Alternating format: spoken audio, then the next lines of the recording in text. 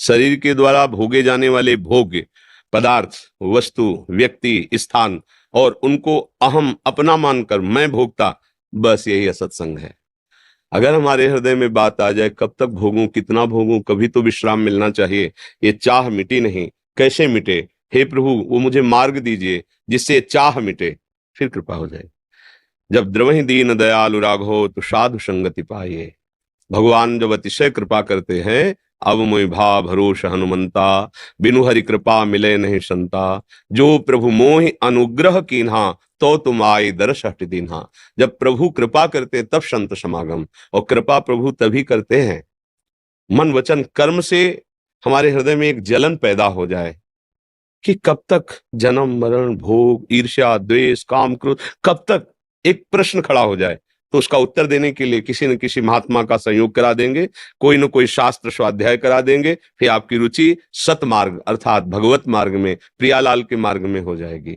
सब चाहे तो एक साथ सबका कल्याण हो सकता है, पर कल्याण चाहता कौन है? बिना चाहने के बात नहीं बन सकती। गीता जी में भगवान ने कहा, ये यथा माम प्रपद्यन्ते तास तथैव भजाम्य हम, मम वर्तमान वर्तन्ते मनुष्याः पार्थ सर्वशः। हे अर्जुन, जो मुझे जैसे चाहता है, हम चाहते हैं दुल्हन मिल जाए, भगवान वो रूप ले लिए। हम चाहते हैं वस्तु में, भगवान वो रूप ले लिए। हम कभी भगवान को प्रभु मानकर प्यार किए? अपने लाडले मानकर प्यार करना चाहते? नहीं चाहते, इसलिए वही है। अज्ञान की दृष्टि से तुम ये सब देख रहे हो, ज्ञान की दृष्टि से देखो तो हरिवंश महाप्रभु कह रहे, सर्वान वस्तुतया निरीक्ष परम स्वाध्याय। ये आराध्य देव हमारे हैं, परम स्वाराध्य बुद्धिर मम, मेरी दृढ़ मति, मेरे राधा वल्लभ लाल ही सबको पावर दे रहे हैं, वही सबके हृदय में बैठे हुए हैं। भगवान स्वयं गीता जी, मत्ता परतरम नान्यत किंचिदस्ति धनंजय, मेरे सिवा कुछ नहीं। तो फिर ये क्या है? तो तुम जो चाह रहे हो वही रूप रखे हुए हैं। अगर तुम्हारी चाह बदल जाए कि अब मैं देखना चाहता हूं निकस कुंज ठाड़े भय भुजा परस्पर अंश, तो फिर आप देख लो, राह बदल जाएगी, मार्ग बदल जाएगा, और वो आपके हृदय में ऐसा मार्ग दे देंगे कि आप देख पाओगे प्यारी जू प्यारे जू को, लाडली युगल जोड़ी को। पर हमारी तो चाह बहुत नीची है। इंद्रियजन्य भोगों को हम अपनी चाह का विषय बनाए हुए हैं। खूब भोग मिले, सम्मान मिले, प्रतिष्ठा मिले, देश स्वस्थ रहे और मैं भोगूं। तो फिर कर्म के अनुसार कभी सुख आता है, कभी दुख आता है, क्योंकि हमारे द्वारा दोनों कर्म बने, पाप और पुण्य, और हम इसी में पिस रहे। तो कहां कोई चाहता है? हृदय से पूछो, प्रभु को कौन चाहता है? प्रियाजू को कौन चाहता है? कहां चाहता है? अगर हम प्रभु का आश्रय भी लेते हैं तो प्रभु साधन होते हैं और साध्य, चाह हमारे संसार के विषय भोग होते हैं। इसलिए शिकायत तो नहीं होनी चाहिए प्रभु के लिए कि वो सब पर कृपा करके सत्संग क्यों नहीं देते। बोलो, प्रभु की तरफ से कोई फीस लगी हुई है क्या? आप सोचो, जैसे प्रभु ऐसे प्रभु के जन, कोई फीस, कोई नियम कानून कि आप इस धर्म के हो तो यहाँ प्रवेश नहीं पा सकते, आप अमुक हो, स्त्री हो या पुरुष हो या कौन हो, खुला दरबार। पर आना कौन चाह रहा है? आने वालों में भी कोई करोड़ों में एक होता है जो ये चाहता है कि मुझे प्रियालाल मिल जाए, नहीं तो ये चाहता है कि कुछ होगा चमत्कार, मेरी कामना पूर्ण हो जाए, मेरी वासना पूर्ण हो जाए। प्रियालाल से प्रेम करने वाला तो जो कहो हरिवंश रस बिरलो समझनहार, एक दोई जो पाइए खोजी सब संसार। तो सखी, हमें अपने प्रभु को कभी उलाहना नहीं देना है। कमी हमारी तरफ से, वो तो वर्षा कर रहे हैं। हमारे श्री जी का नाम जानते हैं क्या है? बरसाने वाली। बरसंत में सहजाद्भुत सौख्य धाराम, श्री राधिका चरण रेणु महामिश्र, जो सहज में सुख की वर्षा करती। पर हम सुख की वर्षा में नहीं अपने चित्त को डुबाना चाहते, हम ओस की कणों से प्यास मिटाना चाहते हैं। ये विषय सेवन ओस की कण है, ओस के चाटने से प्यास नहीं बुझती। आओ अखंड धारा सतप्रेम सिंधु मकरंद रसौग धारा बह रही हमारी लाडली जू के चरणों से, तृप्त हो जाओ। पर लाडली जू के चरणों की तरफ बढ़ना बड़ा कठिन हो रहा है, क्योंकि हम चाहते ही नहीं लाडली जू को। महाप्रभु हरिवंश चंद्र जी कह रहे हैं, दूरादपाश्य स्वजनान सुखमर्थ कोटिम सर्वेषु साधन वरे चिरम निराशा, तो वर्षंत में वो सहजाद्भुत सौख्य धाराम। अगर हम अपने परिवार के जो सुख भोग हैं उनको प्रियाजू का कृपा प्रसाद समझे, अपना ना समझे, नाथ सकल संपदा तुम्हारी, मैं सेवक समेत सतनारी।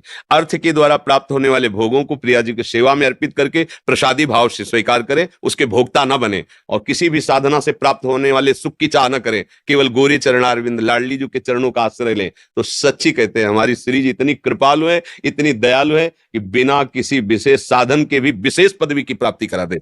ये जो वृंदावन नवनिवृत्त निकुंज में प्यारे जू के समीप रहकर उनकी लीलामृत का पान करना, रूपामृत का पान करना, सेवा सुख में डूबी रहना, ये पदवी ब्रह्मा शंकर आदि को भी नहीं प्राप्त है, और हम जैसे अधमों को प्राप्त हो जाएगी केवल लाडली जो के भरोसे हो जाए।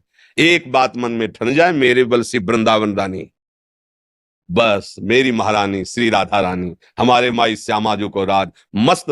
पर कहाँ, हमारे तो धन का राज्य है, वासना का राज्य है, लोक परलोक की कामनाएं, अभिमान, न जाने कितना कूड़ा कचरा। थोड़ा सोहनी लगे वृंदावन के रसिक जन लगावे सोहनी, तब श्री जी पधारे वन बिहार के लिए। हमारा हृदय अभी बहुत कूड़ा करकट से भरा है। हमारे यहाँ ब्रज में वृंदावन में जो झाड़ू सेवा है ना, उसे बड़ी महिमा वाली कहा गया, उसे सोहनी सेवा। तो रसिक जन अपने वचन रूपी सोहनी से हृदय के काम क्रोध रूपी ये सब कूड़ा करकट हटा देते हैं। महाप्रभु कह रहे भक्ति कर दीप प्रेम करी बाती, इससे प्रियालाल रीझते। बोले कैसे दीपक और प्रेम की बातें? बोले साधु संगति करी अन्न दिन राती। जो भगवत प्रेमी प्रियालाल के प्रेमी जन हैं उनका संग करो, हृदय निर्विकार हो जाएगा। उनकी बात मान लो तो श्री जी रीझ जाएंगे।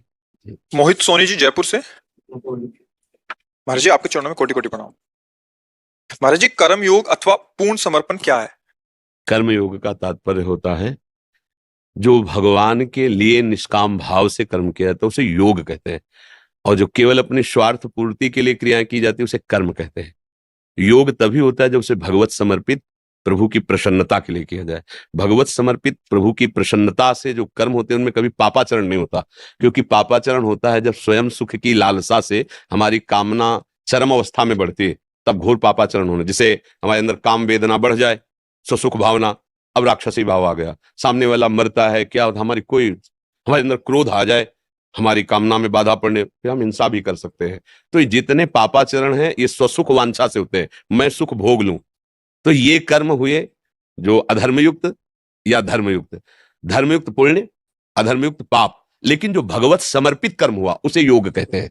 जो प्रभु की प्रसन्नता के लिए कर्म किया जाता है उसे योग कहते हैं। अब इस योग से हमारी परम योग की क्रियाएं हो रही तो उसका कर्म से कोई लेना देना नहीं, वो प्रभु में समर्पित चित्त। पर ये कर्मयोग से ही भी प्राप्त हो जाएगा।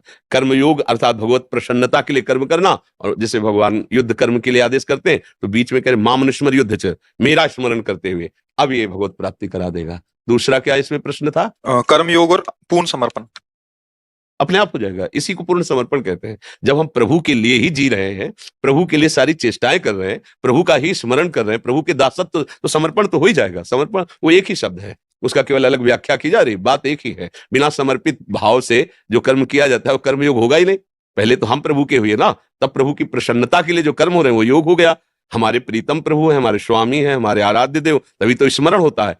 सतत स्मरण करते हुए, सत्कर्म प्रभु को अर्पित करते हुए जो हमारा समय कट रहा है वो ठीक आराधना हो रही है, और इस आराधना का फल ही भगवत प्राप्ति हो जाना। तो समर्पण और कर्मयोग एक ही बात में आएगा, क्योंकि समर्पण जो है ना वो मैं का, वाणी का, सारी क्रियाओं का प्रभु को, तो वही योग हो गया। प्रभु से विलग वही कर्म हो गया, वो बंधन कारक। अवश्य में भोक्तव्यम कृतम कर्म शुभाशुभम, लेकिन प्रभु को समर्पित वही योग। अब शुभ अशुभ बाधा नहीं पाएगा। यद करो जो कर रहे हो प्रभु के लिए, अब तो भगवत प्राप्ति होगी। समझ रहे ना?